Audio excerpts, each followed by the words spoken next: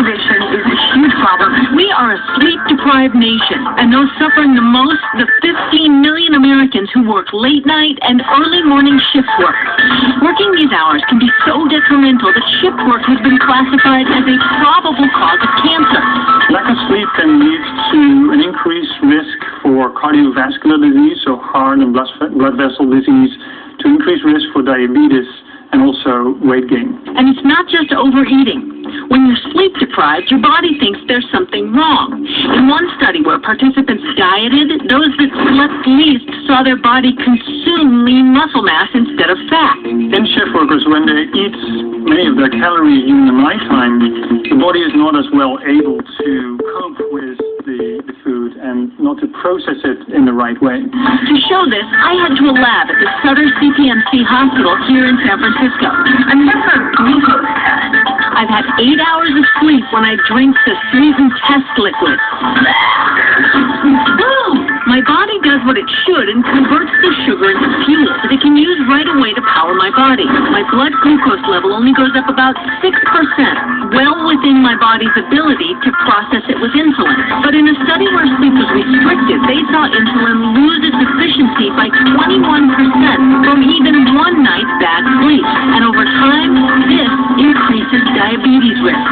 It's unnatural for your body to be up and awake and eating during the nighttime. While Dr. Scheer recommends shift workers eat meals during regular daytime hours, the reality for those working the graveyard shift, exhaustion, and possible weight gain may be all in a night's work.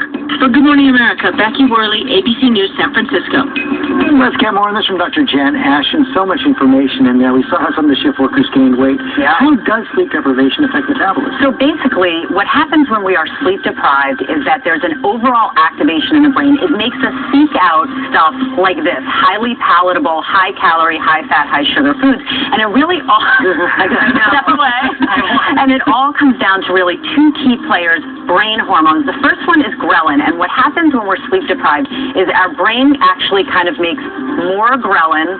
Careful, don't try this at home. Yeah. There becomes a little bit of an imbalance in the brain with ghrelin. This is the go hormone. It drives us to eat. Leptin, which is the satiety hormone, and tells us, well, I've had enough. I'm not that hungry. There's less of it. This sets up a perfect storm for eating more, moving less, and gaining weight. And then also a lot of adverse effects on our immune system as well if we're not sleeping. Correct, because it kind of sends these messengers all over our body that we're activated, we're on high alert.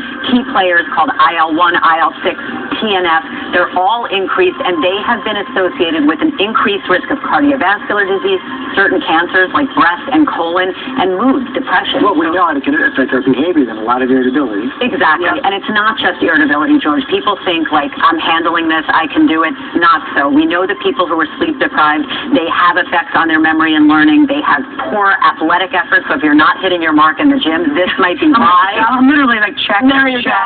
And reduced academic performance in our kids and mood disorders, no question about it. And I know we're going to talk all week long about all sleep apnea, snoring, lots of different sleep disorders. What can we tell viewers right now, though? What's the takeaway? First step, commit to make sleep a priority. It is not a luxury. It's on par with diet and fitness. You control your environment, make sure it's cool and the light is down, and then target that mind-body connection. That's what we're going to be talking about. Put your devices down. Put them down, Right yeah, here, for Jen sure. Ashton, thanks very much. You bet. Go to Robin. Yeah, this crew always loves it when we talk about. I find it awfully interesting. Nobody can make a connection between these fucking boom car punk motherfuckers. These American enemies going up and down the road. Robbing people of sleep. Seems to me if you slowly kill somebody, there ain't no laws against that. In the state of Florida, the felonies of these boom car punk motherfuckers is, let's see, we start off with 80610, which is interference with emergency vehicles. And then we've got 874 criminal gang signaling instrumentalities. And then we've got 81002 of the Florida statutes. That's called breaking and entering an occupied dwelling. That's a 15-year prison sentence. And then we got 784 when the motherfuckers, when you hear the banging on your eardrums. But see, the thing is even the Florida Constitution, Article 2, Section 7 of the Florida Constitution says unnecessary noise will not be tolerated. There's so many laws against these fucking boom cars. The cops, they swear an oath to support and defend and protect citizens. 3015 of Florida statutes, it is the duty of the sheriff's department, not option, to arrest these motherfuckers that are going up and down the road. These are actually American enemies under 876 of the Florida statutes. Not my words, but the words that I find in the Florida statutes. So people are going, oh, we can't figure out why we're so sleep deprived. In the state of New Jersey, there's a law that's now out that says if you are sleep deprived and you drive, you will be treated as if you are a criminal.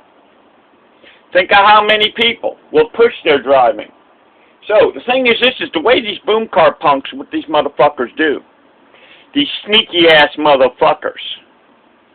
And I have had experiences at the fucking dumb lying idiots, the Florida Department of Law Enforcement, the fucking Sheriff's Department, the Florida Highway Patrol. They protect these goddamn boom car punks. Even the Florida Supreme Court ruled with a motherfucker by the name of Richard Catalino, a crybaby lawyer down there in fucking Tampa, Florida, with these boom car punk motherfuckers. So the truth of the matter is, everybody's looking, well, we just can't figure out why it is people ain't getting sleep. Well, for a good 20 to 30 years now, these punks have been allowed to go up and down the road. Further proof, you can go to something called Community-Oriented Service Police Grants, COPS. Bullet number 7 by Michael S. Scott. Documents what these boom car punks are, how they are affect millions of people, how they are actually truly American enemies. And under conspiracy, when the cops protect them, they're under racketeering, which is 895 of the Florida statutes. Not only that, conspiracy in the state of Florida is 838 of the Florida statutes.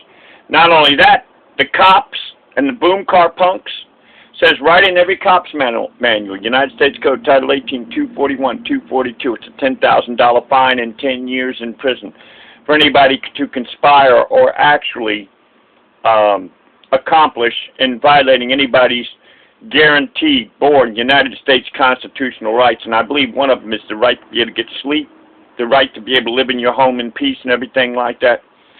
So no matter how many laws I look up, I just recently, October 2nd, I believe it was 2015, I called up the fucking idiotic motherfucking Florida Department of Law Enforcement. Idiot motherfuckers. Or was it 22nd? I don't know. Anyway, October. So the thing is this is, we are under full-scale attack. These motherfuckers have been all over the place.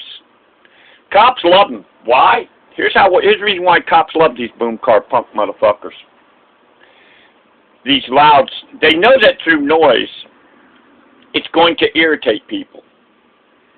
You'll notice that cop cars, they make sure to have their cars visible beside the road. Why? They ain't going to hear no fucking boom cars. They're going to have a crime-free zone. Here's another thing, too. There is a secret signaling going on between cops and boom car punk motherfuckers. All they got to do is have their cops leave their radar guns on. The boom car punks, they can detect the radar through their radar detectors.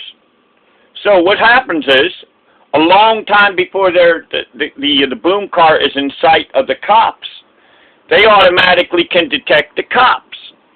Not only that, the cops, they love these boom cars because the connection between the boom cars is that seems to me like, am I the only one that can figure this out? An irritated population is more likely to be somebody that's going to cause not crimes because they want to, because they can't make the connection between the irritation, the constant sleep deprivation, them not getting really true sound sleep. Low frequency sound is the same motherfucking thing that's used in sonars in ships to detect other ships and radar and everything like that. And that low-frequency sound, what it does is, it is the thing that has caused whales to beach themselves.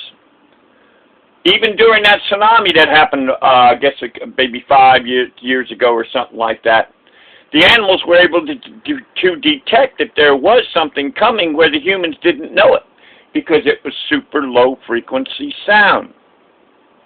So the cops, I tried my damnedest to take a motherfucker, June 15, 2015.